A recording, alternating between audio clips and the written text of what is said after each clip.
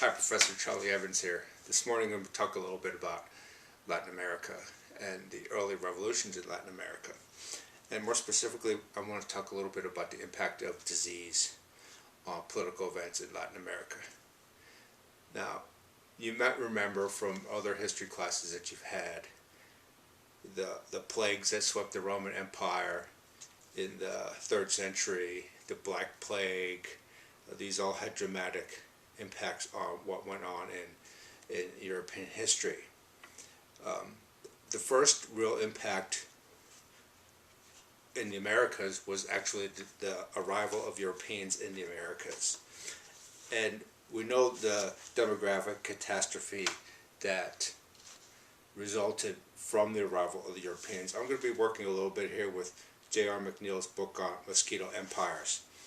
And I have to put my glasses off so I actually can read here.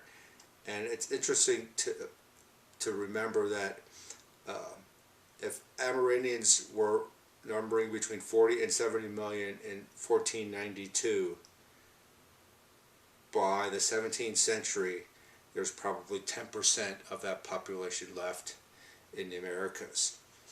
The Caribbean area was pretty much completely depopulated of the native Americans after the arrival in about a century.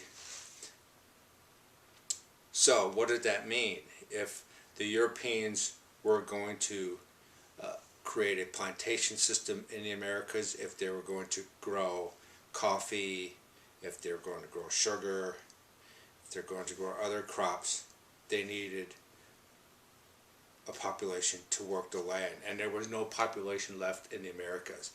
And so that meant that they imported slaves. They brought slaves from Africa, and they brought a lot of slaves from Africa. And along with bringing slaves from Africa, they brought yellow fever and malaria, which were not native to the Americas before the arrival of the Europeans. And so that meant by the 18th century, a huge population of slaves throughout the Caribbean and throughout the Americas to work the land. Now what's interesting is in the 18th century the British tried to take pieces of the Spanish Empire in Latin America.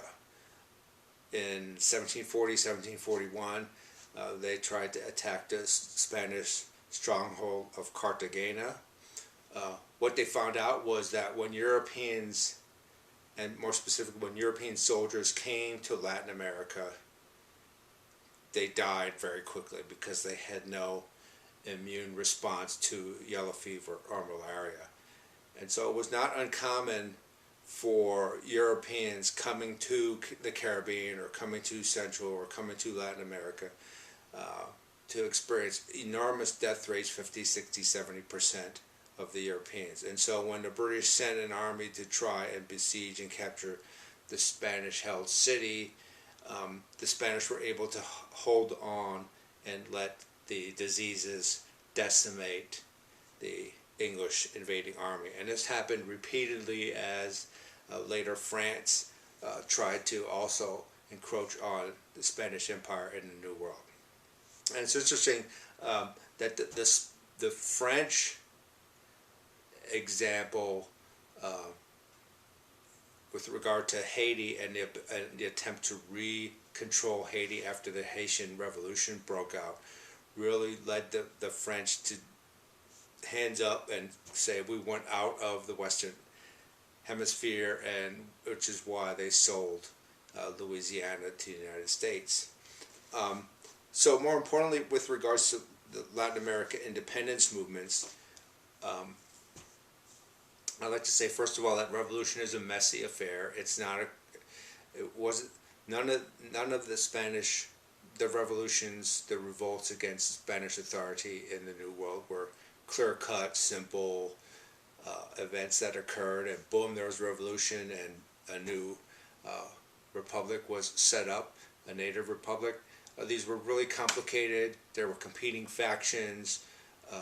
Loyalty went back and forth amongst the people involved in the revolts. But in many respects, one of the key factors that's often ignored by historians was the act, and which J.R. McNeill talked about, which was the actual impact of disease. And so, for example, when the Spanish sent an army to try and reassert control under General Murillo, battlefield casualties were relatively slight. There weren't a lot of fixed battles because the rebels in the New World couldn't afford to fight fixed battles because they would get beaten by an army.